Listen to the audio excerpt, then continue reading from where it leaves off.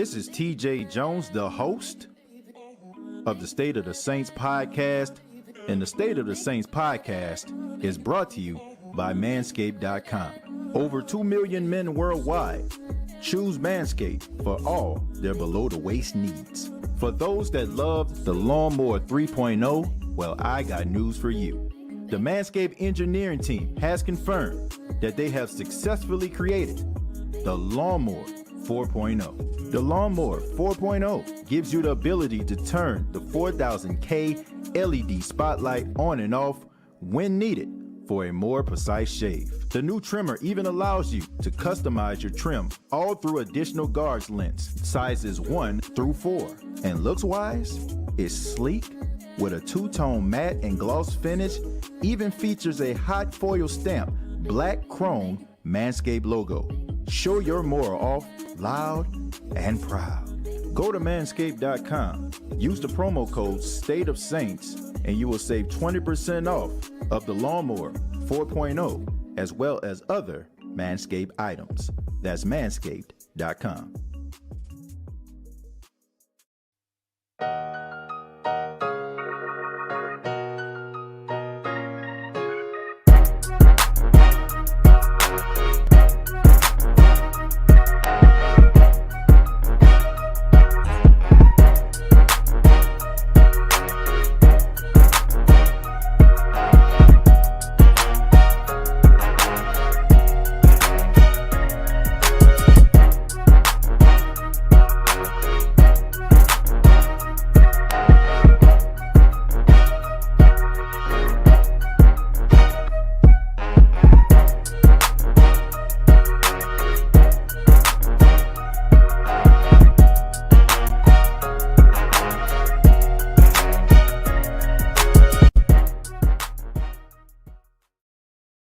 Hey, what's going on, Who Dat Nation? It is yours truly, TJ Jones, the host of the State of the Saints podcast. And this is the State of the Saints podcast post-game show for the Week 1 preseason game. The New Orleans Saints took on the Baltimore Ravens. The Baltimore Ravens get the victory by a score of 17-14. The New Orleans Saints, they went out there to M&T Bank Stadium and they put a product on the field. I think that we all have to say we seen much better. The Saints had 6 turnovers in this game. They had 10 penalties. And I mean, it was just absolutely sloppy. I mean, a complete sloppy game. You had some good things that happened, but you also had some very bad things that happened in this game. And, I kind of expected this, especially from the offensive side of the ball. I'm not going to lie to you. That's one of the main reasons why I've been, really been adamant about the defense really stepping up and being the catalyst for the team this year. And I'm glad that I saw that. The defense of the New Orleans Saints looked really good in this game. The fact that the Saints had 6 turnovers and only Baltimore had 17 points, I mean, that's a testament to how good the defense played on tonight. You have to be happy about the direction that the defense is going in. The offense, not so much. The Saints decided to start Taysom Hill, which was no surprise to me. I wasn't shocked at all. Taysom Hill getting the start over Jameis Winston. Taysom Hill's stats read as 8 of 12, 81 yards, no touchdown, and an interception. I'm kind of glad that Sean Payton decided to start Taysom Hill in this game versus a stout defense like Baltimore. We know Baltimore has a history of having a really good defense, and to allow Taysom Hill to go out there to go up against the ones of the Baltimore Ravens, or the majority of the ones for the Baltimore Ravens, I think that was smart by Sean Payton. Taysom Hill, that first drive, I'm not going to lie, it was really good. He should have been 100% on that drive. Lil Jordan Humphreys dropped dropped the football on the first pass that Taysom threw. And, of course, we know Latavius Murray, who never fumbles, very uncharacteristic of Latavius. I mean, his ball security is one of the things we love about him, but he ended up fumbling the football. The Saints could have easily had 7 or 3 points on that drive. Then all of a sudden on the second drive, Taysom Hill, was just, I don't know, he just was completely inaccurate. He threw a pass to Ty Montgomery. It don't look like they were on the same page. It was intercepted. And then, you had another drive where he came out there. The ball was almost intercepted by, one of the Ravens cornerbacks. But all in all, I like some things that Taysom Hill did. Him running out of the pocket, throwing the ball down the field to complete one of the passes that he threw. I like that. But Taysom Hill, to me, really took some steps back in this competition to Jameis if we're comparing. Jameis comes into the game. It's hard for me to really judge Jameis the way that I judge Taysom. And I'm going to give Jameis a little bit of a benefit of the doubt. And so is Taysom, because Jameis came into the game where he was going up against second and third string players, and I'm not saying that, you still got to evaluate it, but going up against ones versus going up against twos and threes, you got to look at it a little bit different. But one thing I will say about Jameis Winston, the last drive that he had in the second half, that he led the team down the field for the touchdown by Lil Jordan Humphreys. That was a really good drive by Jameis. He read through his progressions. He was checking the ball down. He wasn't out here, forcing the ball down the field. So those were some of the things that we were kind of afraid of, most of us were when it came to Jameis Winston, going out there being too ultra aggressive. He was taking sacks. He was out there, taking what the defense gave him. And he got a little bit aggressive after, the interception by Bryce Thompson. He tried to go throw the ball down the field to Lil Jordan Humphreys. It was a little bit underthrown, but still Lil Jordan Humphreys, being 6'4", about 220 pounds, still should have caught the football. Really didn't do Jameis any favors. The ball pops up in the air and intercepted.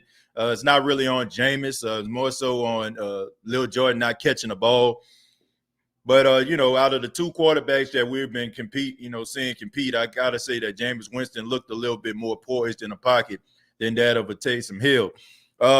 Offensively, running the football, Tony Jones Jr. did a really good job. But all of that is negated by the fact that you fumbled the football. I mean, he was out there, great cuts, good field vision, doing all the things that we love our running backs to do. And they had one drive where he just kind of took over. He just took matters into his own hands. And that's something that is very optimistic. And I know the Saints are going to be looking at that, especially when you have somebody like Latavius Murray, who's supposed to get like $4 million. And then you have Devontae Freeman, who's a veteran, who I feel like I don't think is going to make this team. But it's going to be a good look, for Tony Jones Jr. in the film room, for the exception of that fumble. Wide receivers, Marquez Callaway really stepped up, and it shows the respect that the Saints actually have for him being that number one. He was only out there for a few drives, but he had 61 yards receiving, made some big catches, going up against the ones, going up against stout cornerbacks like, people like Marcus Peters and, trying to get getting the ball down the field, catching the ball. So Marquez Callaway really showing that, he is worth the price of admission as of right now. Another person that stood out to me was Juwan Johnson. Him transitioning to the tight end position, I think going to pay dividends for his career, especially since he played most of his career as a wide receiver. So the fact that he has wide receiver hands and all he has to do now is just work on, his blocking, and his route running is above average for a tight end because he played wide receiver. He did a really good job in his game.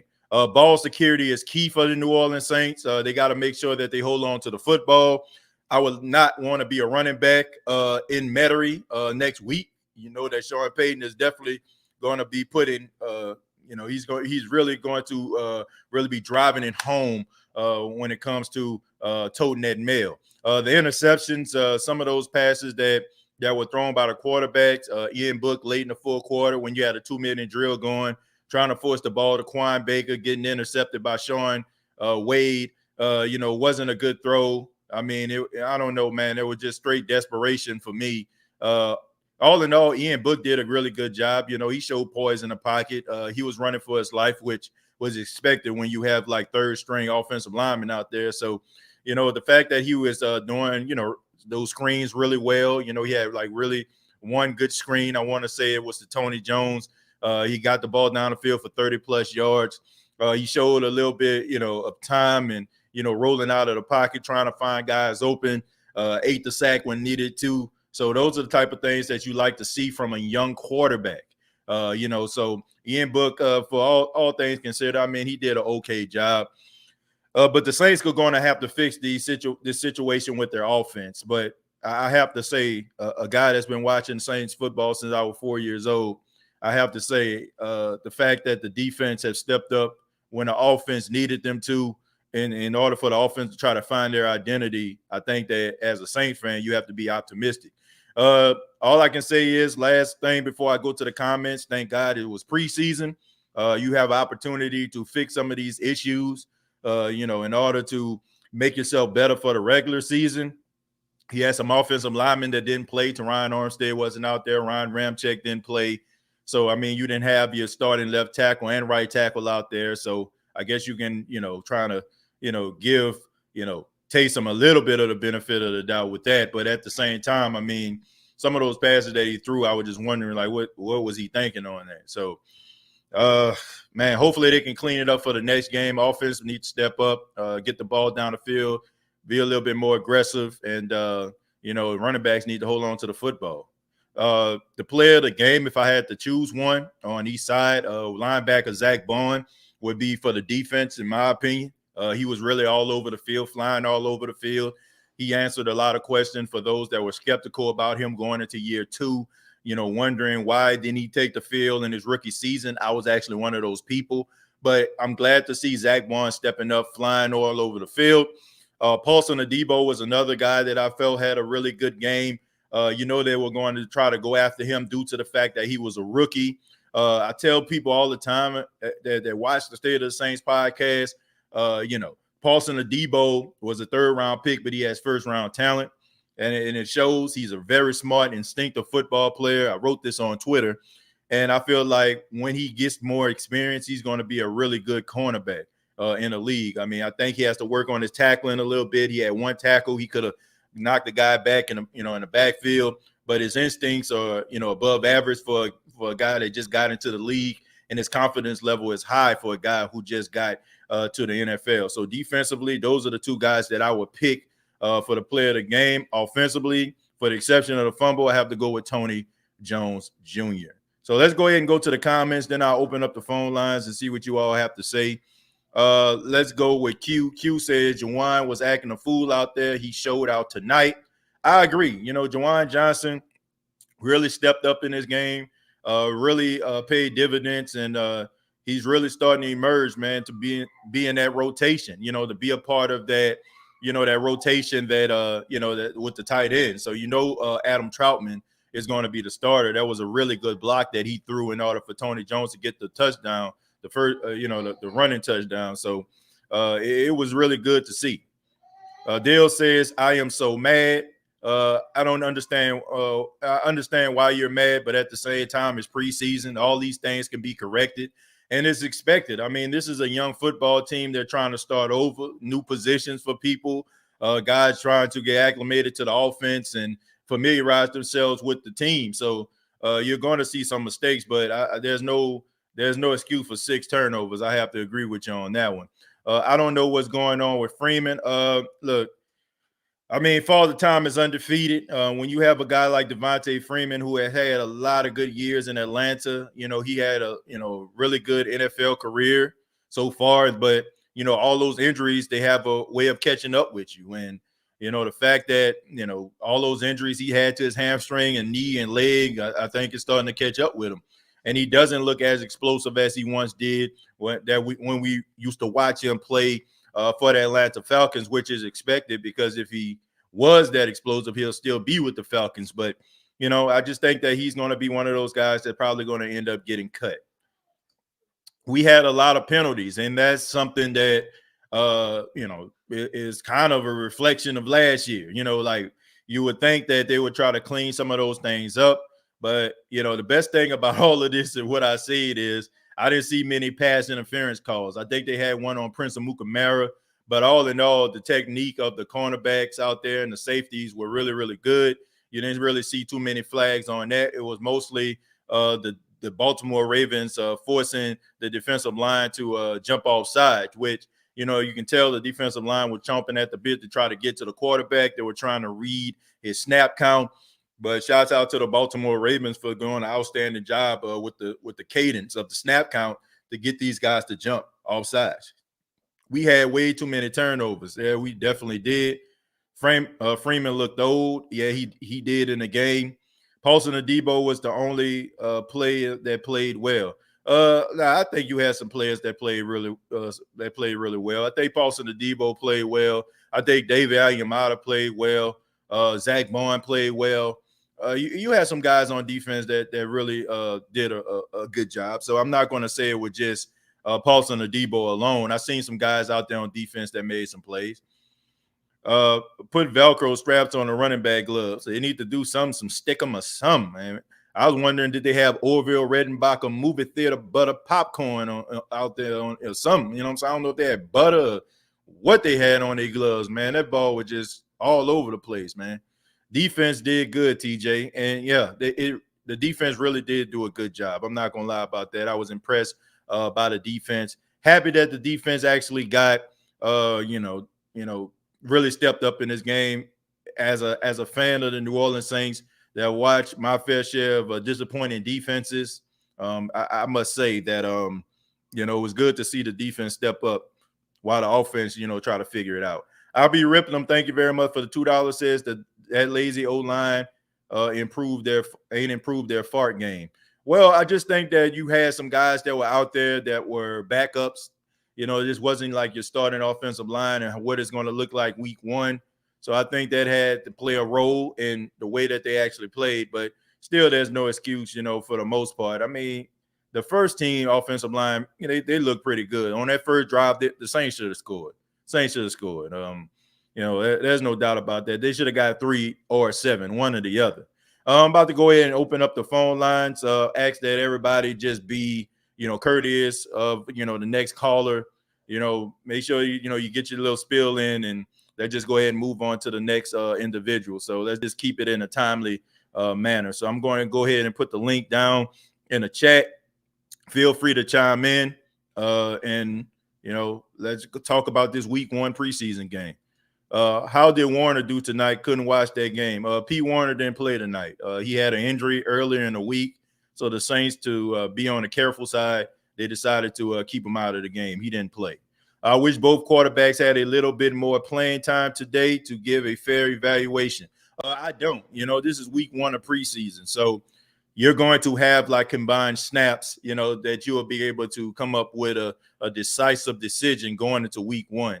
You don't want to go out here and risk these guys getting hurt trying to see, get these guys a full snap count. So I think they did a little mix. And I think eventually, like as preseason progresses, you're probably going to see these guys play one half apiece. We're going to go to John. John, how you doing? Hey there, TJ. How are you doing, bud? Can you hear me? How you doing, John, man? I appreciate it. Yeah, I can hear you, man. Thank you for chiming in, man. So what you thought about the game tonight? Well, I'm going to say the first team and the second team kind of did a good job. Now, the third team, offensive line looked horrible. Couldn't predict. Ian Book looked pretty good there. I mean, they made some. I mean, I don't know who he thought he was scrambling out the park. Who thought he was Aaron Rodgers or something. I mean, you're only going to get one chance to move in the NFL. This isn't Notre Dame where you can move and stuff like that and just have open lanes. But overall, I think the first team offensive line looked good. Second team, the couple of backups that came in to protect Winston looked okay. But, I mean, you only have so long to hold on to the football in the NFL when you're a quarterback. If the offensive line is giving you more than 10 seconds to throw the ball, you got a pretty good offensive line. I mean, you can't sit up there and hold on to the ball for dear life. But I think the first team and the second team looked good. And defense, they shocked me because I didn't think they were going to – I knew Zach Bond was going to have a good season. I always said that people were, they're looking at him like he just didn't have a chance this year, but he looked good out there, and he was probably the best defensive player out there that we had. Young guy. This is a young team, and, people may be upset, but if you look at that defense there's out there tonight with Caden Ellis, and you have a lot to be happy for in the future because Caden Ellis looked good. I mean, he even looked good. So, I mean, I'm kind of down that we lost the game, but I'm not that upset because Right. The defense was good, and I think we have a bright future ahead of us, TJ. I Right. don't want to hold up this phone, but I just want to say I think we have a bright future ahead of us. Yeah, And I I was agree. watching you, and if you guys don't know, TJ tweets during the game. You need to go follow TJ on Twitter. Yeah, man. Follow him on Twitter. Appreciate that. Yeah, man. TJ Jones 8 is where you can find me on Twitter. I tweet throughout the game, and I appreciate that, John. And thank you for your comments, and feel free to call back anytime, man. All right, thank you, TJ. Go Saints. Go Saints, man. Shouts out to John. Yeah, I agree, man. I don't want to be too ultra critical about Ian Book. I know some people are talking about the man look trash, but I mean, the dude is playing with like third, fourth string guys. I mean, most of the guys that probably play with Ian Book probably gonna be a personal trainer at 24-hour fitness in a couple weeks. So I can't like just completely like be critical of the guy. And as far as him running out of the pocket, that's because the offensive line couldn't hold up, man. The Baltimore Ravens, we know that they're gonna send pressure. So I can't really just judge him based on like him running out of the pocket, because I mean, those guys were like really trying to, blitz him. They were trying to get the ball out of his hand. That's why you seen like a lot of those screen passes by the Saints. So I'm not going to judge them too harshly, because I see what he was playing with. So let's keep that in mind as well. We gonna go to the base guide. What's going on, man? How you doing? What's up, TJ? Hey, how you doing, man? What you thought about the game tonight? Shit. We had a lot of bright spots. I like it. I flew into Baltimore. I flew in from Louisiana to come to the game. Okay. Yeah. I like my biggest takeaway was Callaway. He showed me a lot, man. Mm-hmm. I think he's the number 2 receiver for us this year. Yeah. That running back Jones, he showed a lot too. Right. I think he might have a good preseason. Right. The things that we can fix. Basically, it's like the turnovers, if we can keep the turnovers down. Jameis Winston had a couple nice throws. Right. You know what I'm saying? Mm-hmm. Yeah. Defense played good. To me in the first half, it was decent. Mm-hmm. Yeah. Yeah. So you say you had an opportunity to go to the game, man. How was the experience out there? I mean, this is the first time, crowds have been at NFL games all season, really. You know what I'm saying? Since last season, I think Baltimore, they didn't have any fans throughout the whole entire season. So what was that experience like? The Baltimore fans, that was pretty cool. Mm-hmm. I've been a lot of NFL games. Baltimore, like as far as away game, Baltimore, like that was pretty cool. Like they was interacting with the Saints fans that was in our area, stuff like that. Okay. Yeah, it was cool. It was real cool. Yeah. Mm-hmm. I mean, so all in all, man, what do you think the Saints need to do? Going into the next game, what do you see the Saints need to improve on? I mean, besides the 6 turnovers. Yeah, besides the turnovers, that's the biggest thing. Man. Yeah. I mean, I can completely understand that, man. I can understand, those 6 turnovers, but they I mean, you have they could have won those 6 turnovers.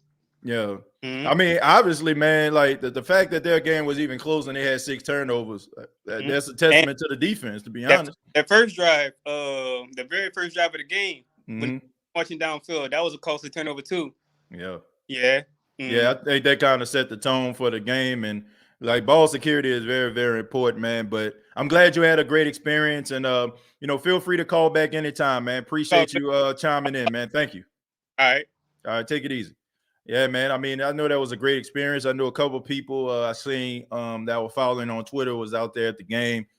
So I know that was a great experience. I mean, COVID last year, stopped and prohibited a lot of fans from coming to see their favorite team. So I know that a lot of Ravens fans had to be happy, as well as Saints fans, to go out there and cheer for the black and gold. So, yeah, but those turnovers have to get cleaned up. But I expect for them to improve on that, man. Ball security is important. I don't really see like Latavius Murray fumbling. I can't remember the last time I ever seen Latavius Murray fumble. It's been some years since that dude actually put the ball on the ground. So I'm gonna just look at that as an anomaly. But you can't go out here, playing sloppy and expecting that you're going to get, going to be in a game. I mean, this is a preseason game, but if you turn the ball over 6 times, man, it's going to be a blowout. So it's good that they actually found this out early like this, all these different mistakes, because now you have something on film you can actually learn from.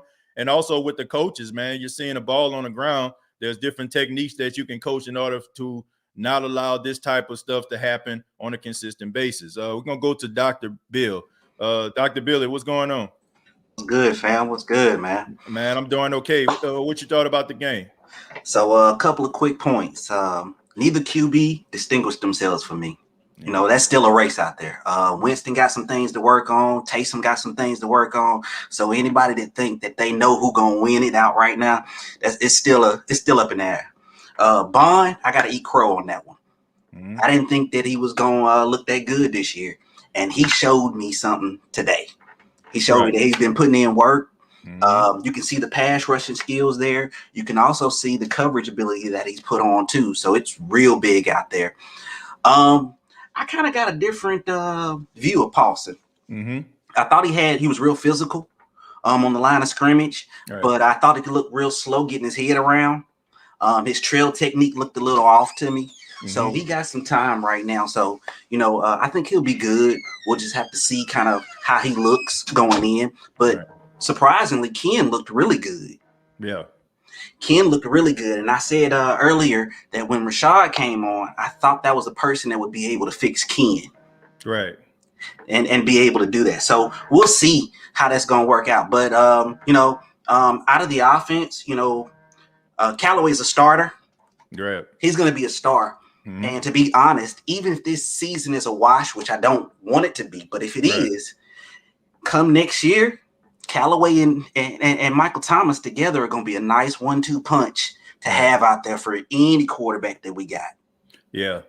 Yeah. I mean, me personally, I don't know if it's going to be a wash or not, but I mean, you see some things offensively that need to get cleaned up, but the fact that the defense is stepping up, that's going to give the offense opportunity to find out, to find their legs or whatever, and try to figure things out. So it'll be a huge issue if the defense was out there looking like trash and the offense was out there looking like trash.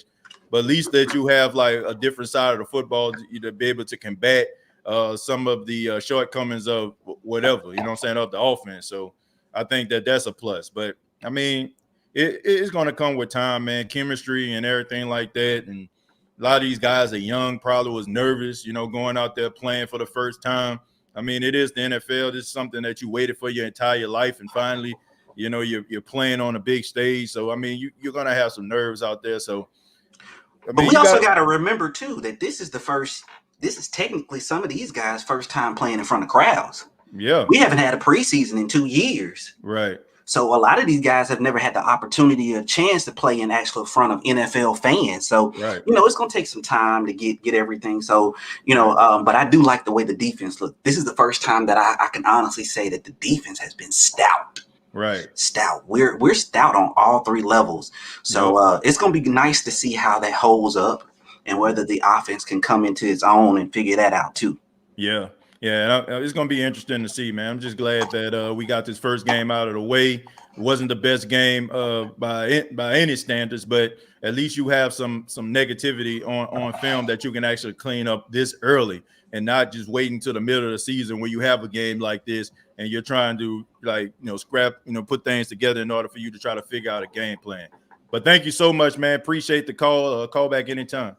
Oh, for sure, fam, and thank you, man. All right, no problem.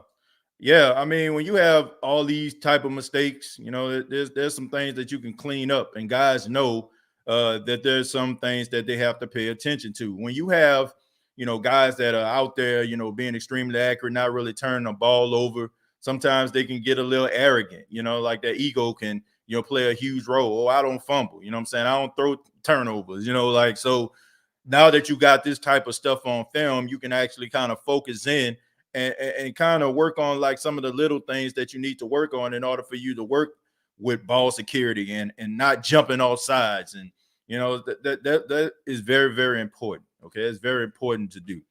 Gonna move on to Aaron. Aaron, how you doing, man? Yo, TJ, what's good, dude? Man, how you doing, man? What you thought about the game tonight? Look, shout out to Zach Bond. I'm gonna have to eat crow on that one. I've been high on Pete Warner for a hot minute, but Zach Bond actually showed me something. Sideline to sideline speed, got good play recognition, got great pass rush technique, and he's playing the run pretty well. Right. I did not expect that out of a guy that came from a 3-4 type of defense in Wisconsin. Shout out to Mhm. Zach Bond. Tony Jones Jr. showed me something as well. He looked even better than both Latavius Murray and Devontae Freeman. Yep. So if he can build on this momentum, then Devontae Freeman should be a little bit concerned. Right. Not too happy about the turnovers, obviously. But other than that, I think it's just jitters, just lack of discipline overall, especially from Carl Granderson. He bit on a hard count, I believe, 3 or 4 different times tonight. Right. Not something I would have seen out of him. Right. So I'm pretty sure Ryan Nielsen's gonna kill him for that.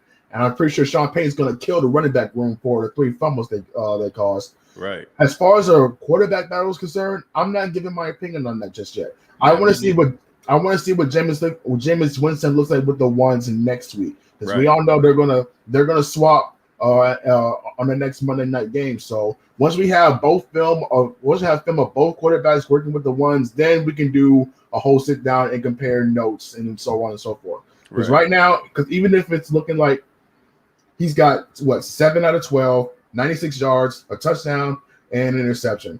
For 1 quarter of play, it is above average, but you have to understand the context of the matter. He's going up against second team, so some guys even third team. So not a lot of quality footage right there to really speak about. Right. My main concern is the depth at wide receiver and offensive line. Mm-hmm. Not a lot of separation coming from these guys. Not from Lil Jordan, even though he has a little bit of a cushion room with that big body frame. Mm-hmm. He boxed out people. But Jake Lampman missing a dot from Ian Book, not a good look. Kawan Baker not getting a lot of looks. Not even Chris Hogan had a lot of looks his way. So hopefully we see a little bit more going forward from this receiver room. If not, then it's probably going to be a long season for whoever starts a quarterback. Right. Yeah. I think it's going to be interesting, man. Like when it comes to Ian Book, that didn't surprise me at all. I mean, around that late in the game, in the first game of preseason, I mean, it's just a bunch of guys that's just out there, like they just trying to get stuff on film. If it don't work out for the Ravens or the Saints, maybe it'll work out for something else. That's why I feel like a lot of the passes that they had drawn up for him was like just quick passes, screens, just to get the ball out of his hand, 3-step drops basically. So wasn't a surprise that, he wasn't out there throwing the ball down the field, because honestly, he didn't have time to do it. And the Ravens, they don't care if it's preseason or the regular season. They're going to blitz your tail. You know what I'm saying? Like they live by, die by the blitz. And, they're going to send a house to try to get you down on the ground. So, yeah, I mean, we're going to find out more about Jameis Winston as well as Taysom Hill as time goes on, man.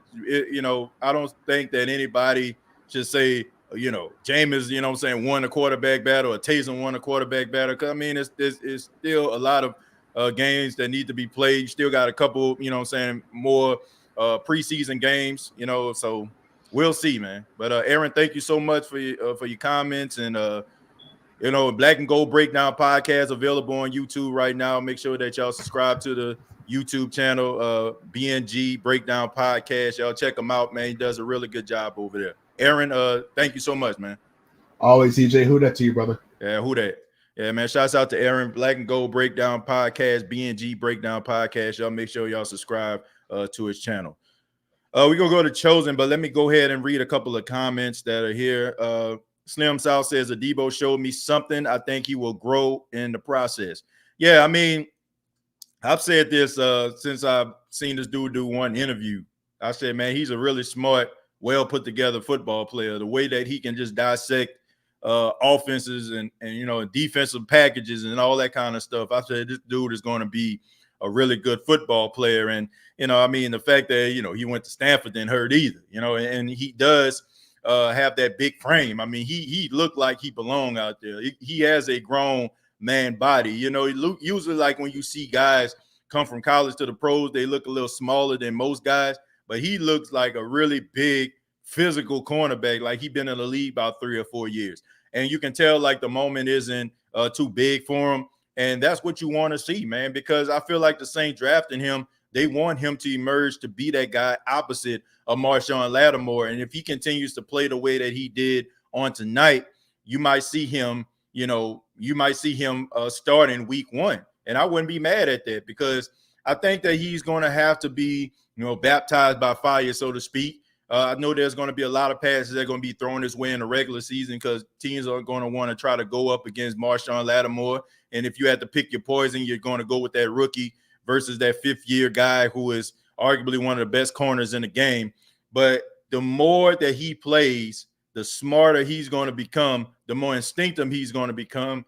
And I think that he has all the tools to be a really good cornerback. And that's something that the Saints need, especially since the topic of conversation has been the Saints need some more corners. And, it's few and far in between. I mean, I've seen like a Debo have a really good game tonight. Ken Crawley did his thing tonight. But outside of that, man, very, very very wide margin. Prince Amukamara didn't knock your socks off. I don't feel like he's going to make the team. Bryce Thompson, I just feel like he's probably going to be more of a special teams guy. He had an interception in the game. It had to be exciting for him.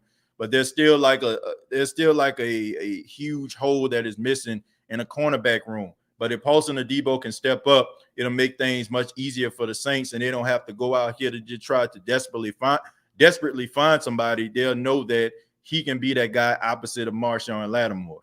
Well, we're going to go ahead to Chosen. Chosen, how you doing, man? I'm doing good, TJ. How you doing, man? Man, I'm doing all right. What you thought about the game tonight?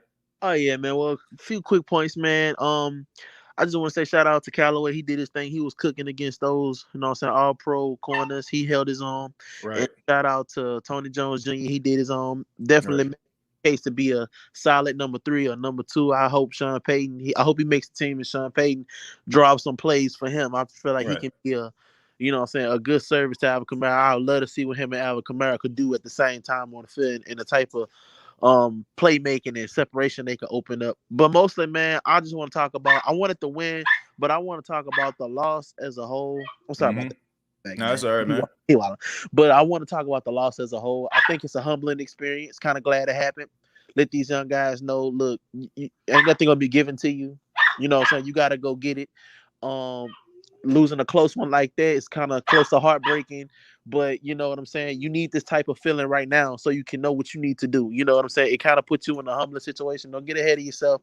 Right. If you want this win, you got to go earn it. And I just wanted to talk about the defense, man. I just hope they get disciplined with the penalties. And I feel like my goal for this defense this year, for this team, I just want us to be better against mobile quarterbacks, man. It seems like every time plays break down on the offense and we think we're finna get that sack, these guys find openings. We slip, we fall, we're not wrapping up, and these mobile quarterbacks just make us pay for it every time. Yeah, right. I just want us to be better against mobile quarterbacks. Other than that, I'm pretty much fine for what I'm saying so far. I can't expect too much because, like I said, everybody's playing with Group A, Group B, Group 3, and it's crazy to try to adjust to, but they'll get it together. But I just wanted to shout out to the defense. I'm happy for what I'm seeing from them. I just wish that they'll play better against mobile quarterbacks, and I think that's going to be with time. So that's pretty much all I got, man. Oh, and I'm liking that punter too. He kind of reminded me of more still with that hang time. Yeah. He boomed one of them punts, man. But like he went about 70 yards. Yeah, he got a heck of a leg, man. So he definitely stood out as well. And one more thing. Baller. What's his name? Baller? Burrell? Yeah. The dude who laid that way, who put that hit. I think he had another hit too, bro. That dude can hit, bro.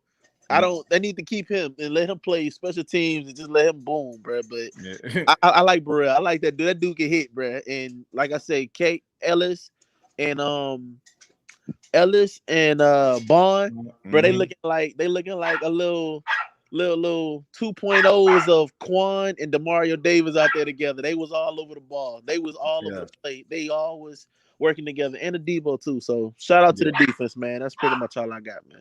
Yeah, they did a good job, man. That's what you want to see out of your young players' development and being better than they were the year before. But Chosen, thank you so much, man. Appreciate you. Your call back anytime, man. Yes, sir. Thank you. All right, take it easy. Yeah, but before we get to Dalton, I like the fact that these young guys stepped up. They showed so much improvement. And And the linebacker position was something that we were extremely concerned about going into the season. And when you start to see guys that aren't DeMario and Quine come in and make plays and they're flying all over the field, it gives you this level of optimism. And when you see guys like Paulson and Debo stepping up, because that was a concern when it comes to the cornerback position, it makes you feel optimistic as a fan. Now, everything wasn't perfect, of course. I mean, you still got to clean up those 6 turnovers, and, you still have to make sure that you stay on side, and not be jumping off sides, and getting these 5-yard penalties. I mean, it was just ridiculous. But all in all, I mean, the young guys, to me, really stepped up, and that's all you can really ask for. But these turnovers, they got to make sure that they clean these up. As far as like Latavius Murray fumbling, I don't see that happening consistently. He's just not a guy that fumbles the football. Like when he fumbled, I was shocked. I'm like, he fumbled? Like you probably have to go back like some years. The last time Latavius Murray fumbled the football, I couldn't tell you the last time Latavius Murray fumbled the football. That was like very, very rare. Some of these other guys, like Devontae Freeman, Tony Jones, who had a really good outing, but ball security is very, very important. We all know that Sean Payton, if that ball is on the ground, he's fumbling, you might not see, no matter how well you're playing. If you running the football and you fumble, guess what? Like you're going to be sitting on the sidelines. I mean, we've seen this on countless occasions with Mark Ingram, and he had a bad game. He fumbled a couple of times, and, Sean Payton will put him on the sidelines, have somebody else come in to finish up the game, and, he'll come back with reckless abandon. So I expect for guys to, hold themselves accountable and come back much better than they play on tonight when it comes to holding on to the football. I'm going to go to Dalton. Dalton, how you doing, man? I'm doing good. How are you? I'm doing just fine. What are your thoughts on tonight's game? Well, I mean, I'm glad, like Zach Braun and Paulson Debo, they stepped up. Right. The thing is with the offense, like I know it wasn't Winston's fault though, but that fluke was interception. And Tony Jones, like he had a good game. He did a fumble, but I got a question about Tony Jones. Right. Do you think he'll make the roster? Yeah, absolutely. Yeah, I definitely feel like he'll make the roster. I think that he'll most likely be that third running back. Dwayne Washington, he's a running back, but he mostly plays on special teams. And the Saints like the fact that, they can play him on special teams, and he's really good at it. So, yeah, I can see Tony Jones making a squad. I mean, Tony Jones had an opportunity to play Week 17 versus the Panthers last season. He had a pretty good game there, but he ended up like hurting himself and had to exit the game. So, yeah, I do feel like he can be a part of the Saints rotation. I think that he can make the team on as a third running back. The thing is, like, I think he'll do bad, make roster instead of Freeman, because Freeman, like, he ain't gonna make the roster. He's done. Yeah. I mean, Dalton, my bad, but you gonna always win. You know what I'm saying? If you have like 2 guys that are being productive, you got one guy, I want to say Tony Jones, maybe 23 or 24, and then you got Freeman, who's probably about 28 or 29. I mean, Utah's always going to win. You know what I'm saying? And especially if you're looking at it from a dollar and cents standpoint, you're going to go with a guy like Tony Jones. I mean, he's probably making league minimum right now. So he really showed that he wanted it, man. So right now you have to give him the edge. And if you're looking at all 3 of the running backs that played tonight, he played better than even Latavius Murray. So, and the thing is about Book, I mean, I think he'll be fine. He just made a rookie mistake though. But when he saw that pass to Jake Latman, he could have caught the ball. The Ravens got a penalty for taunting. Might have been a nice pass for Book. Right. The thing is about shout out to Patrick Queen. Like, he had a monster play though, but he was playing angry the way like we passed him. Like, he was playing angry for passing on him. Right. I mean, but hey, they definitely could have got him. He was there for them to take, but they decided to go in a different direction. So I mean, I don't understand it. But I mean, Patrick Queen is a really good linebacker, and I think he's going to have a really good career with the Baltimore Ravens. It's unfortunate that the Saints don't like LSU players or don't select LSU players consistently. I don't understand why, because every time these guys come into the league, they make a huge impact. I just don't understand it, especially like since you like an hour and a half away, you get an opportunity to watch these guys consistently. So I don't get it, but And also the mhm. thing is, I like how Callaway stepped up. Mm-hmm. And even though we did lost, it's preseason though. But my offense MVP, he did phone the ball, Tony Jones. Yeah. And for defense, if I had to pick one, I'm gonna say either Zach Bond or Paulson Debo. It's like really hard choice for me. Yeah. Yeah, I mean, they both did a really good job, and that's what you want from those young players. So I'm just glad that those two are in that number and not just a familiar veteran, that was out there. But Dalton, thank you so much, man. Really appreciate the call. Call back anytime, all right? All right, sure. You have a good day, bro. All right, you too, man. Take it easy. Yeah, anytime that you can mention some of your young players stepping up and the moment is not too big for them is always a positive thing. It's always positive. I'm going to go ahead and read some of these comments, but first I want to mention Manscaped.com. Want to say thank you to the fine folks at Manscaped.com being the official sponsor of the State of the Saints podcast. If you go to Manscaped.com, use the promo code State of Saints, all one word, State of Saints. You'll save 20% off of your purchase. Over 2 million men worldwide choose Manscaped for all their below-the-waist needs. Be a part of that number by going to Manscaped.com. Once again, using a promo code State of Saints. We're going to go to T. T says, can somebody please explain why someone have to eat crow during preseason? I guess because people didn't expect those guys to be, or show flashes the way that they did. Now, I will say this when it comes to Zach Bond. I'm impressed by what I've seen from Zach Bond because he was doing that against a good percentage of Baltimore Ravens first teamers. Now that's a positive. When I'm starting to see, I'm seeing guys do this stuff against second and third string, even fourth string guys, I'm looking at it like, I'm saying he had a good game, but I need to see a little bit more. You know what I'm saying? Especially if you're an above average player or, a really good player. Like I expect you to go out there and run somebody over if you're a running back. I expect you to beat that cornerback, on that route if you're a wide receiver. But Zach Bond, he was so unproven. He played most of last year on special teams. So the fact that he actually came in at a new position at that will linebacker position, and he really stepped up, especially coming from a school like Aaron alluded to when he was at the University of Wisconsin running a 3-4 when he had his hand on the ground rushing a quarterback.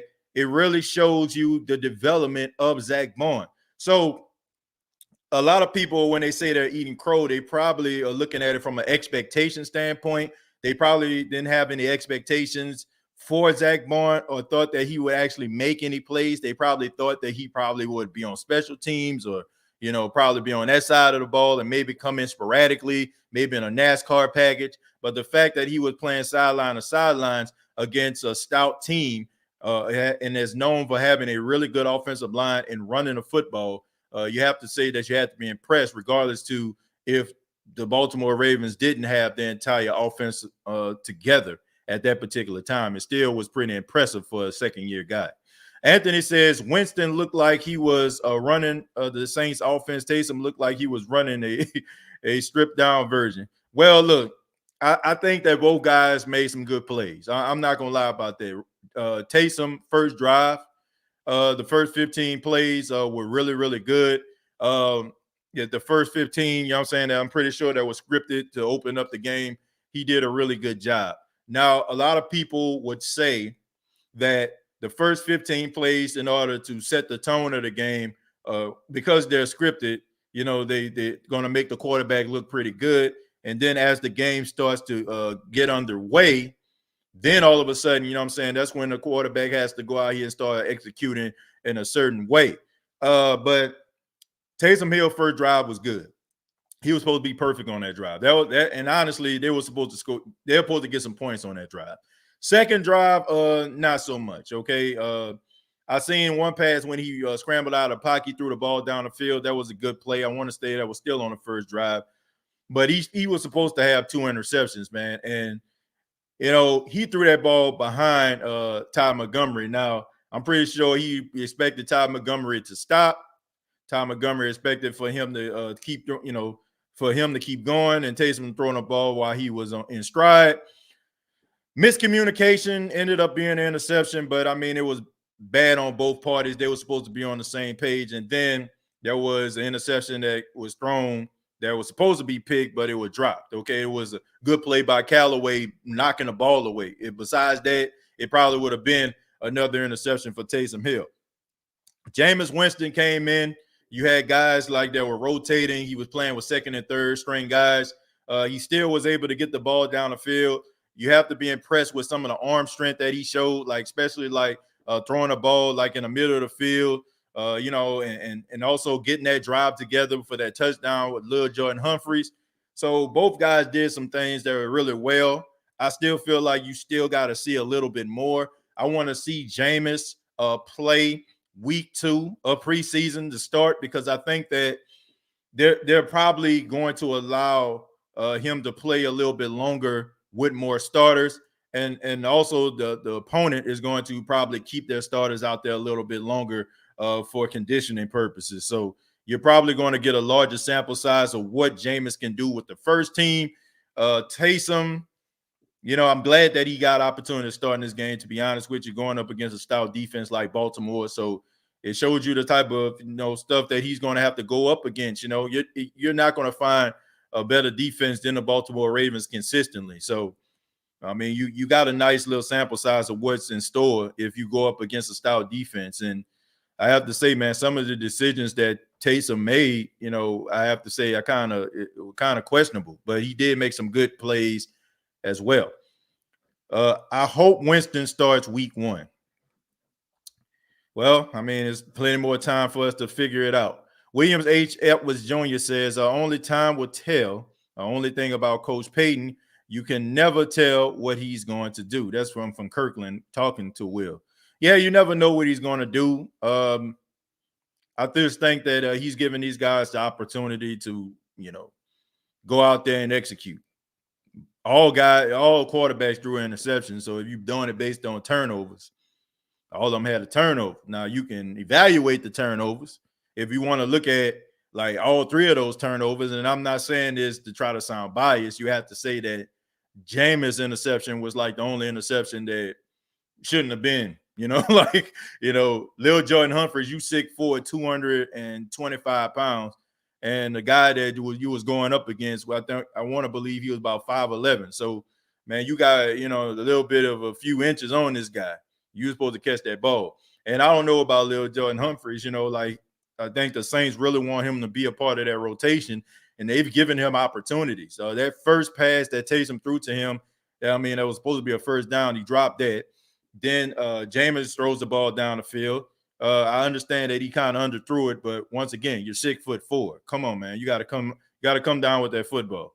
So out of all those turnovers, you have to say Jameis' interception is the one that kind of was excusable. The other ones, throwing into triple coverage with Ian Book, not being on the same page with Ty Montgomery, you got to clean that kind of stuff up. Ian Book was pretty good, also minus the pick in the end. Yeah, I think judging based on who was out there at the time, I think he did a good job. So I can't judge this guy on that. If he was going, if it was Taysom playing and then he came into the game after Taysom, then I would have judged him a little bit, I guess, more seriously. But come on, man, look who he went out. He was out there with guys that most likely aren't going to make the Saints team. So you got to take that into account. What's up, TJ? Late, but I'm here. And this, the first preseason, folks. No need to drill the team. Yeah, I mean, this is preseason. You can be upset about the 6 turnovers, but these games don't count. They don't count, and that's a good thing. Again, it's only one game, but his overall play is encouraging. I'm not sure what we're talking about here. I don't know if we're talking about a Debo or we're talking about somebody else. I'm not too sure, but I want to say y'all talking about a Debo because I'm seeing Julian there. Yeah, it's promising if we're talking about a Debo. And as far as the quarterbacks, I think they both have room for improvement. Well, all 3 of them. Ian Book should be a starter. Queen from LSU did a good job for Ravens too, not going to lie. Yeah, Patrick Queen is special, man, and he's always been special. And I think we all knew this, him coming out of LSU, that he was going to be special. So it's not a surprise to any fans of LSU how special this guy could be for the Baltimore Ravens. And the Saints, once again had an opportunity to get him, and they didn't get him. Once again, a LSU player slips through the hands of the New Orleans Saints, and for reasons that are unbeknownst, you know what I'm saying? And I can't explain. I really can't explain how they see all these great players all around the league from Louisiana State University, and they don't want to pick none of those guys up for the exception of Will Clapp. I really just don't understand that. We can't judge who the starting quarterback yet. Close competition. Both quarterbacks had bad plays and some turnovers. I still think Bond, Adebo, and Callaway shine. Yeah, you can't judge the competition just yet. If you're judging the competition, you're judging it based on who you want to start more so than who is going to start. You probably came into the game with expectation for one of those guys and looking for imperfections in the other guy that you're not rooting for so much. Me personally, I don't care who starts. I have my reservations who I feel like is going to start, but I don't care. I just want the best quarterback that can make the best decisions to start. That is who I want to see. Okay, I don't care about this whole competition because it's absolutely dumb. You know, if you ask me, people going back and forth about who's going to be a starter on a team that both guys play for. Like, this makes absolutely no sense. This isn't like you're having open auditions and this is like American Idol and we're talking about who sung the best rendition and who's going to be American Idol. These guys play on the same team. So the fact that you're dividing yourself as a fan base and you root for the same exact team is absolutely ridiculous. I just think that we all just need to sit back and let the process play itself out and trust and believe whoever ends up being a starter and they don't pan out, then you'll probably see that other guy. You know, even though whoever starts in week 1 is still not set in stone, that person still has to go out there and execute the plays and play at a high level. And if they don't, you're probably going to see the other guy. So I just think that it's absolutely ridiculous. People say positive things about Taysom, and then you have Jameis supporters jumping on those guys and vice versa. Like, we all cheer for the same team. Like, that's absolutely ridiculous. You know what I'm saying? It's almost like, to me, it's like you arguing with, I don't know, your wife about your kids. You know what I'm saying? Like, you know, like my daughter, you know what I'm saying? She caught that pass better than her over there. Like, they both your kids. Like that's ridiculous. They both play for the same team you root for. So what's the point of going back and forth and losing your mind and not talking to one another on social media and getting off all mad and in your feelings about two guys that play for the same exact team? And any one of those guys that play, if they go out here and they're successful, is going to make you feel good as a fan. Like, that makes no sense whatsoever. Like, come on, man. That's ridiculous. TJ, I'm with you, bro. I'm down with whoever gets us to win. Exactly. You got to trust the coaching staff. Just trust the coaching staff to make the right decision. Not the decision that you want, the decision that needs to be there, okay? Regardless of how this pans out, I just care about the Saints winning games, making the playoffs, and getting a shot at the Super Bowl. I don't care about all the rest of this nonsensical stuff that we decide to put in the midst of this whole competition. What I care about is the success of the New Orleans Saints, not the success of Taysom, not the success of Jameis. You know what I'm saying? Like, I don't care about this whole competition thing. I don't have a dog in a fight, so to speak. I don't. What I care about is these guys actually going out there and executing and winning games for the team that I've been cheering for since I was 4 years old. So for 31 years of my life, I've been cheering for this team. The only thing I care about is who is going to put this team in the best position to win. If it's Jameis, is it Taysom, is it Ian? I don't care. I just want to see this team successful, and that should be your main objective. Not I just like the way that Taysom Hill runs with the football and he gets up and he starts powering up, and I like the fact that Jameis dancing in the locker room and he's silly, and Ian Book, he's been a winner since Notre Dame. Look, I can care about all of these narratives that we allow to go into our subconscious from mainstream media. What I care about is the New Orleans Saints being a successful franchise. Anything else, I can care less about. Anything else, you should care less about. But I can't put words in your mouth. I'm just telling you how I feel about it. He did what? All Book did was play longer and was unproductive. You produce or when you score. Alpha Sports, you have to evaluate guys that come in late in preseason in different ways. Yeah, I mean, you just got to, because if you're judging these guys like you judged the guy in the first quarter, I don't feel like that would be right, because you're not playing with guys that are as good as the guys that are in the first quarter. That's just what it is. You're playing with guys that are on the bubble late in the game like that. So I can't judge him based on that. I just can't. I mean, I've never done that for any player. Like, even when a player comes in and he start wreaking havoc, late in the fourth quarter of a preseason game, I'm still skeptical until I see it in the regular season. If the Saints decide, okay, we're going to sign this guy, we're going to put you a part of the rotation. Okay, fine. Whatever, man. You know what I'm saying? But you got to judge guys differently than you do guys in the first quarter. You got to judge guys in the fourth quarter a little bit different. And I believe the coaches are more on Book's side than Winston or Hill. Ian can be molded just like Breeze. I kind of disagree with that, T. I don't think that he's on the coach's side more so than Jameis and Taysom, but I do feel like they feel like they can have something there. Even if, let's just say, for example, because look, this is how it's gonna go, right? If you have two guys that have confidence in their ability, let's just say, for example, Jameis wins the competition. If Taysom still believes that he can be a quarterback, there's no way in the world he's most likely going to be on the Saints team going into next year, right? Because the Saints still have an out. And you're not going to be paying this guy a whole bunch of money in order for him to just ride the pine, as a quarterback. Now, he can do all these other things, but that's not what Taysom feels like he's put on this earth to do. He feels like he's put on this earth to be a quarterback. So if he decides that, well, Sean, I appreciate you putting all these different packages in for me, but I really want to go out here to see what I have. Maybe I can get an opportunity with another team. Boom. You'll have yourself another backup in Ian Book, right? You can have some guy that can develop in your system. If one of these guys go down, right, I can even use it in reverse, right? If Taysom wins the competition, Taysom plays well, Taysom gets the contract, you have Jameis that'll go out here, find another team, and you have Ian Book that's here, a guy that can grow into your system.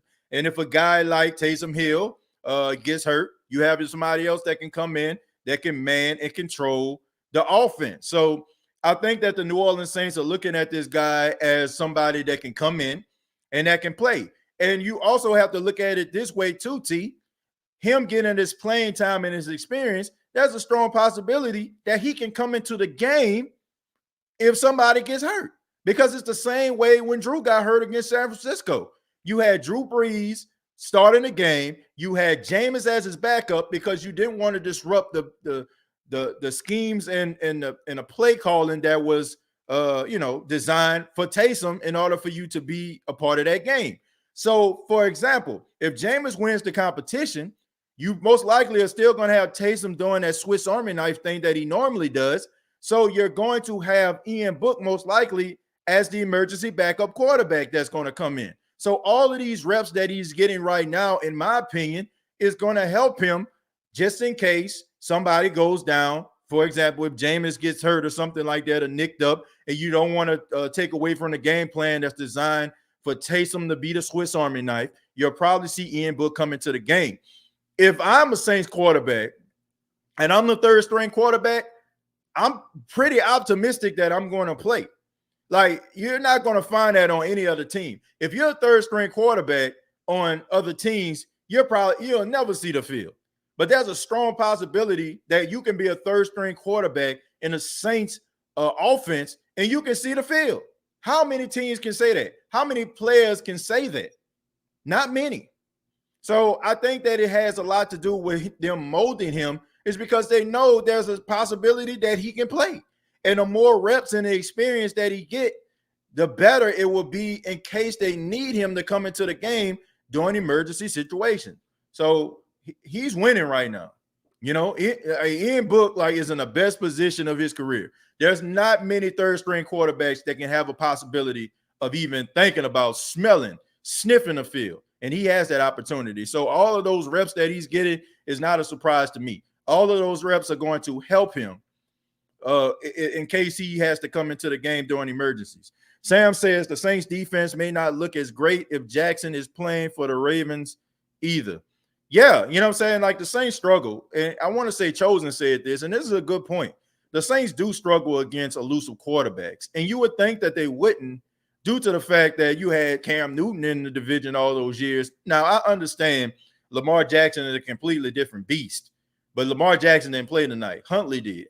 And Huntley, I've watched this guy play quite a bit when he was in college. But, the fact that the Saints, lose containment when they go up against elusive quarterbacks is very troubling to me.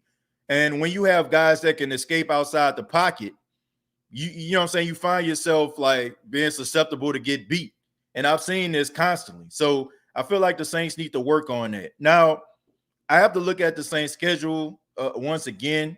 Let me see if I can pull up the Saints schedule real quick while I'm thinking about it, because I really want to see some of the teams that the Saints actually play against to see if they're going up against some elusive quarterbacks. So let's take a look at this, right? So you have the Saints. They played tonight. They played against Huntley, elusive quarterback.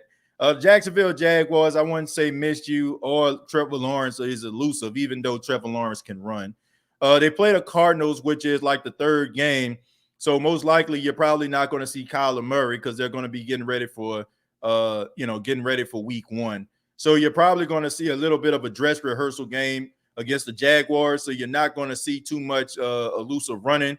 Then, you got Aaron Rodgers, not really much of a runner, even though he can run out the pocket. You got the Panthers, Sam Darnold, not so elusive. You got Cam Newton, if he starts over Mac Jones, that's one.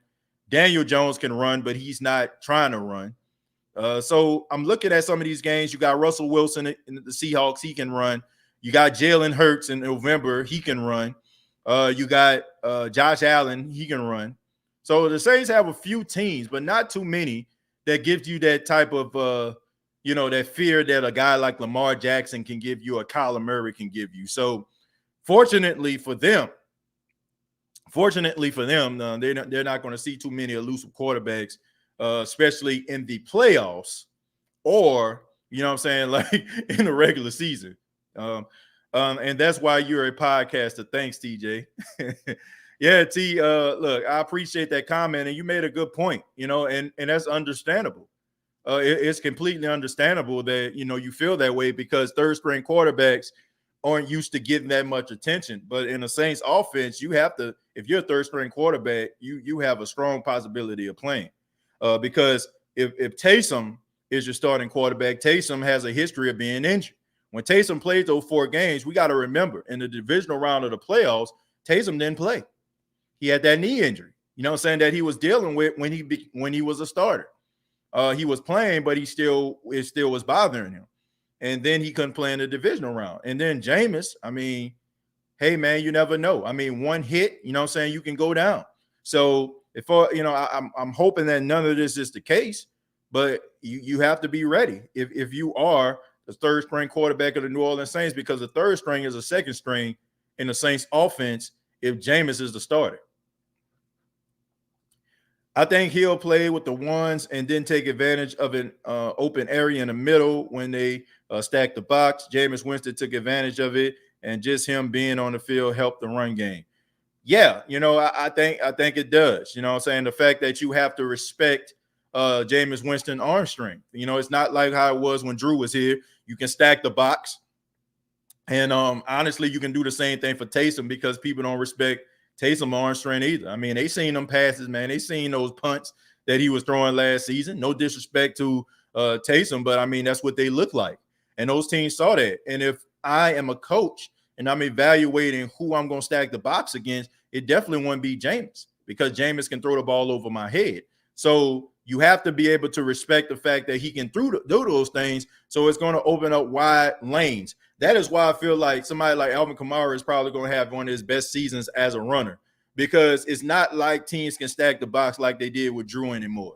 And you're going to see 2 yards and 3 yards. And just imagine what Alvin Kamara does when they stack the box. When you have 8, 9 in the box, he's still out there getting 4, 5 yards a clip. So imagine when you have the defense spread out, because you have to respect the fact that Jameis can throw the ball down the field if Jameis becomes a starter, by the way. You're going to have open lanes for your running game. And a lot of these running backs are going to be appreciative of the talent and the skill set of Jameis because it's going to help them be able to be more of an effective run team. Jameis threw over the middle and Taysom went perimeter. Yeah, I think both of those guys did a really good job, from what they did. Taysom did a really good job scrambling out the pocket, throwing the football, especially like one of those passes he threw on a rope. But the only thing that bothers me about Taysom is too much of, up, down. Like Taysom will go out there and throw a ball and it'll look like absolutely perfect. It'll look like a straight dime. And then he'll have like 2 or 3 passes where it just look like what the heck going on. And then a 4th pass will just look like it was the second coming of Steve Young, Joe Montana, or Drew Brees or something. You know what I'm saying? Like you got to be able to be consistent with your throws. Like as a quarterback, you got to be consistent and efficient. You can't like let it just waver. You know what I'm saying? It can't be up and down. And you know what I'm saying? That's something that he has to work on. Now I must say his footwork, his touch on the passes, you can tell like there's a difference from this year than last year. I give him credit for that. But still, the decision making he needs to work on. Making quicker decisions he needs to work on. And besides that, I think that he'll be just fine.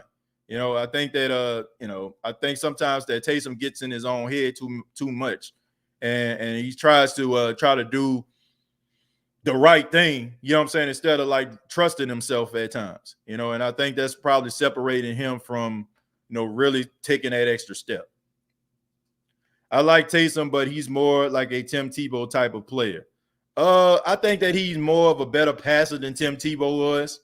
But like I said, the inconsistency of the throws at times, like it affects, you know what I'm saying? It affects him. Like that's why I feel like separates him from being that starter. It's not the fact that he can't throw the football, he can.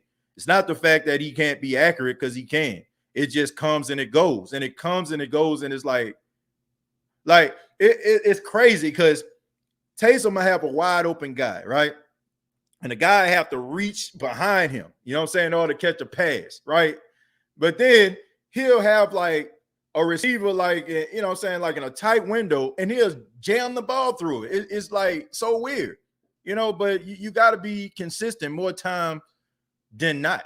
You know what I'm saying? You got to be more consistent with that. Warner was hurt. Yeah, Pete Warner, had an injury early in the week. So did Peyton Turner. Both of those guys didn't play. I think we can win games with Jameis. I agree. I think you can win games with both of these guys, depending on the scheme. Now, I will say this.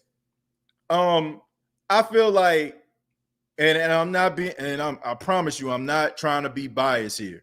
I feel like receivers will be more satisfied with Jameis as the quarterback than Taysom, because I feel like with Jameis, they're going to be more productive as receivers. With Taysom, I feel like some of the things that Taysom will do will take away from some of the plays that the receivers can make. And I'm not saying that he won't throw the ball consistently. I'm not saying that. But what I'm saying is, if Sean Payton is smart, and I know that he is, he's going to design plays that play into the strengths of the quarterback. And we all know that Taysom is a really good RPO quarterback. And with RPOs, the ones that are really going to be eaten is Adam Troutman and Juwan Johnson. And the guys that are on outside might suffer because of it. So if I'm a wide receiver, I'm hoping that the light comes on for a guy like Jameis, because I know that I can be more productive at my position than that of Taysom Hill. I mean, that's just the way I feel, Dow will look good, TJ. Yeah. Andrew Dow will look real good out there. I think he's going to be a really good special teams player. I think he's going to be that Craig Robertson replacement guy. Sean is a mastermind. Whoever is quarterback number one, he puts them in a successful package like he did for Teddy. Simple life living. That's exactly what I just said, man. We speaking the same language, my friend. Same language. Taysom struggled throwing screen passes. I mean, they both got to get better with the screens. You know what I'm saying? They both got to get better with the screens. It's not just Taysom. Jameis has to as well. The one that did better with the screen passes was Ian Book. Ian Book was the one that looked real good with the screen pass. Do you think Hill is living in an American Idol dream? You want to be the singer, but you are with the band. No, I don't think he's living an American Idol dream. I think that he's just trying to fulfill his dream. And I can understand it. You know, like you play quarterback your whole entire life. You know, you had success in college being a quarterback. So I can understand his aspirations of being a quarterback. But if I'm Taysom, you know, and if I don't end up, you know, making the starting quarterback, you know, getting the starting quarterback job rather, I would be looking at trying to prolong my career by being that Swiss Army knife. I mean, being that Swiss Army knife is going to keep you in the league. Now, you can go and compete with other teams and, you know, I mean, compete with other quarterbacks on other teams, and you might get some starting success, but you're going to have a very short leash. You know, teams are always looking for the young, energetic guy that they can actually build their team around. And if you're not going to come in day one and be up there as one of the top passers in the league, you're going to be on a short leash. So I feel like if Taysom really wants to keep his career going, he wants to continue to stay in the National Football League. If he does not win this competition, I would embrace that Swiss Army knife role, because you're going to forever be on a short leash as a quarterback, or forever be a backup quarterback, depending on the situation you go to. If you're not with an offensive, innovative coach, you're going to be sitting on the sidelines. At least with Sean Payton, he's going to find a place in order to play you in the game. You're not going to find that many places. So to me, I feel like he would need to embrace that Swiss Army knife role, because you can go somewhere. Somebody might give you a little money to be the starting quarterback, but trust and believe they're going to do one or two things. They're going to put you on a short leash, or they're going to draft a young quarterback to sit behind you. And when you start making mistakes, they're going to yank you out of the game, because the whole entire fan base is going to be screaming for the young, energetic quarterback, you know, anytime you make a mistake. So to me, if you're smart, you want to keep playing. If you don't, this doesn't work out, embrace that Swiss Army knife role. Nice seeing Mike T on the sideline supporting the team instead of being at home recovering. Yeah, Sean Payton said he ahead of schedule, which is a positive thing. And him being on the sidelines, it really speaks volumes. You know, the fact that those guys talked in the middle of the week, they're trying to reconcile. That's good to hear, because you're going to need Michael Thomas down the stretch. And whoever the quarterback is, it'll be good to have a guy like Michael Thomas that is going to make you look better. Sean Payton played games with us, Saints fans, and everybody else. I don't even think that he's playing games with us. I think that Sean Payton is a strategic guy. He's a Bill Parcells disciple, which Bill Parcells is known for not showing his hand. And Sean Payton is a student of Bill Parcells. And a lot of the things that Bill Parcells did that made him successful, Sean Payton followed suit. So I don't think it's about not wanting to tell us as fans. It's just the way that he was taught how to coach. And I don't have a problem with that. You know, you don't really want to show the other teams like the hand that you're playing with. You know what I'm saying? And look, I mean, what will we benefit? Just us knowing? Like, who cares? You know what I'm saying? Like, seriously, man, like, you're not, like, if you're playing spades, right, you're not going to yell out when the books go out, man, my hand trash. You know what I'm saying? Like, you ain't going to yell that out if you're playing for money.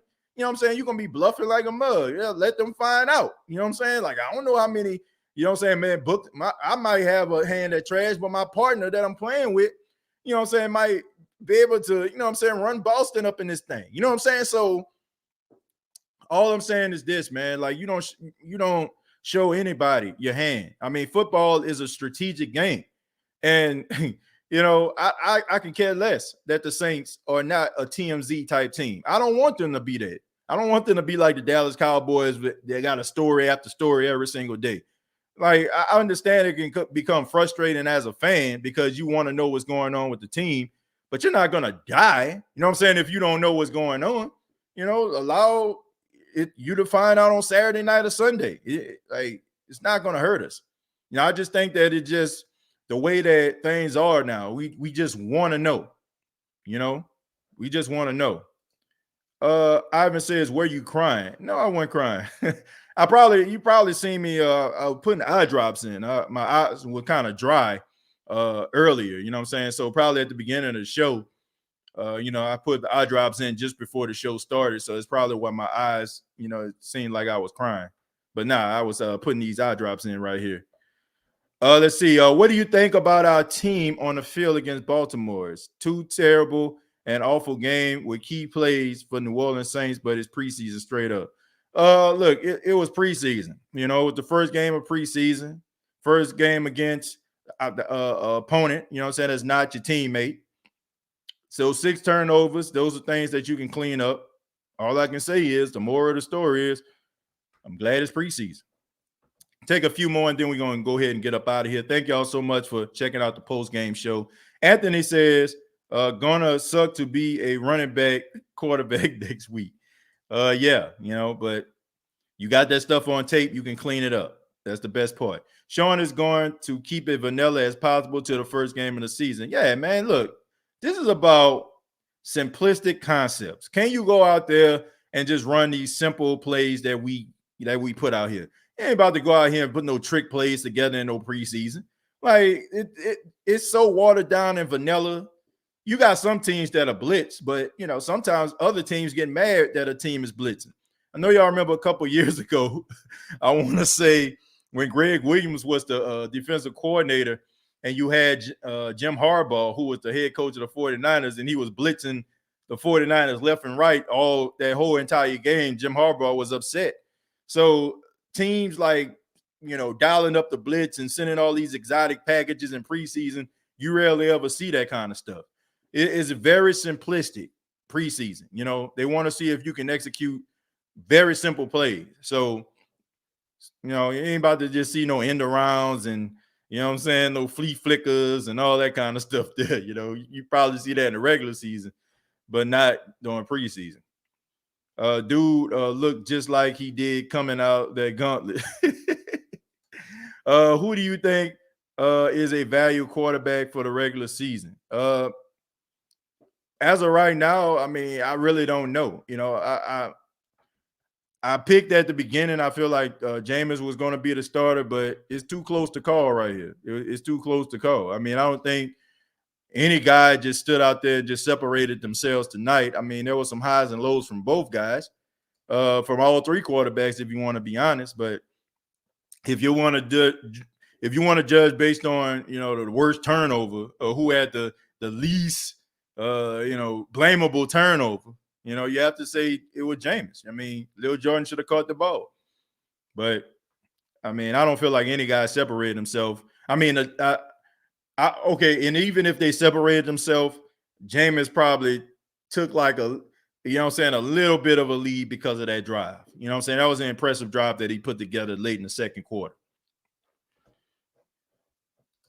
Anthony says probably Callaway till Mike T gets back. Yeah. I mean, the fact that he only played a few plays, that shows you how much respect they have for him and what his role is going to be. Evaluating who's going to go and who's going to stay.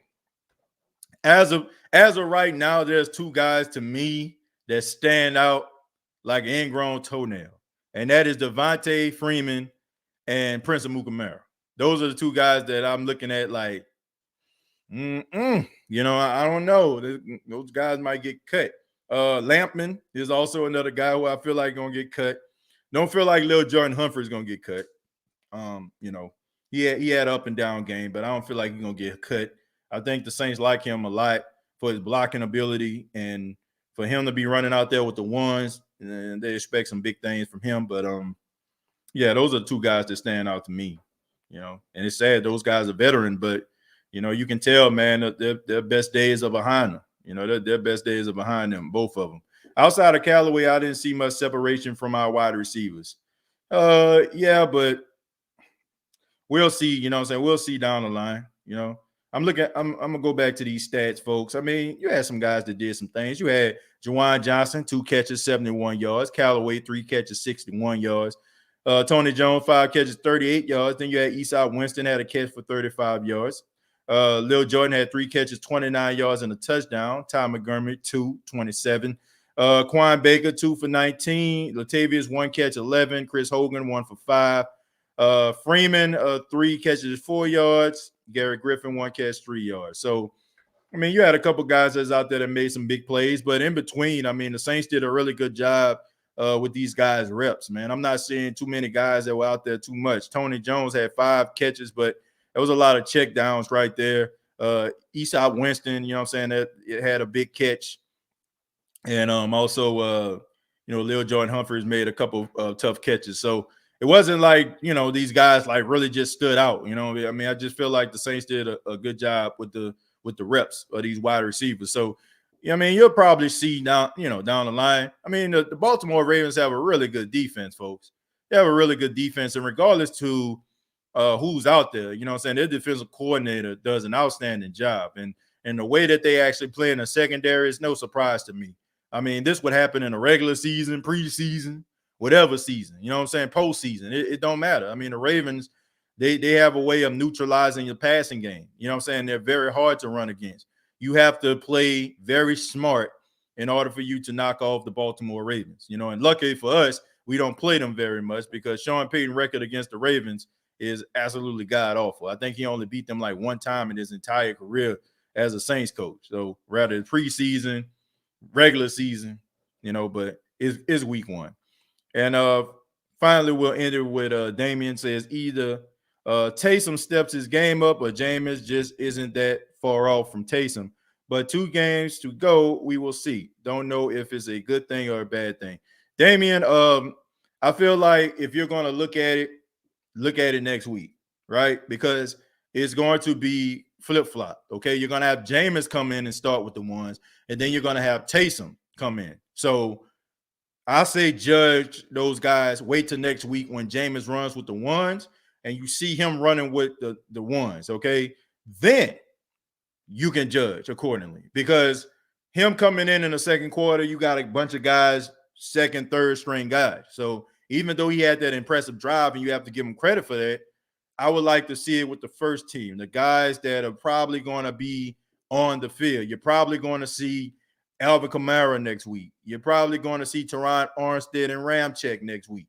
And you're probably going to see some of these other guys like Marshawn Lattimore and Marcus Williams next week. So I want to see that, okay? I want to see some of those guys defensively and offensively, the guys that we know that are going to be here week 1 before I make a decision because I feel like it's not fair. Feel like it's not fair if you're judging Ian Book too harshly because he played with third and fourth stringers. If you're over-exaggerating about Jameis because he played with second and third stringers, and even with Taysom, man, because, I mean, you can easily say Taysom on that first drive drove the team down the field, man. They're supposed to score, at least a field goal. So let's wait till next week. Let's see how Jameis plays with the ones, and then we can evaluate accordingly. But I feel like everybody else, if you're judging these guys based on what they did tonight, I just feel like you'll be over-exaggerating. Okay, if you want to kind of over-exaggerate about Zach Bond, I'm with you because the expectations for him, no disrespect to the brother, but they were low because nobody really expected him to do anything because he didn't do anything last year. So if you're starting off in a mailroom, you have no way to go but up, right? Because and also with Paulson and Debo because we weren't sure where he stood. So if you get excited about those guys, I'm kind of with you, okay? But as far as like with this whole quarterback competition, I just say reserve your judgment until we see Jameis with the ones next week. But I want to say thank you all for checking out the State of the Saints podcast. Thank you all so much for checking out the post-game show. Make sure you subscribe to the YouTube channel, youtube.com. Search the State of the Saints podcast. Also, put a golden thumbs up if you enjoyed the State of the Saints podcast. And also previous episodes available on iTunes, Spotify, iHeartRadio, Anchor FM. Check out the State of the Saints podcast on social media, facebook.com. Search the State of the Saints podcast. And if you want to follow the State of the Saints podcast, you can do so on Twitter at State of Saints. And you can follow me on Twitter at TJJones8, TJAY Jones 8. Thank you all so much. Take care. And like always, all I got to say is, who dat?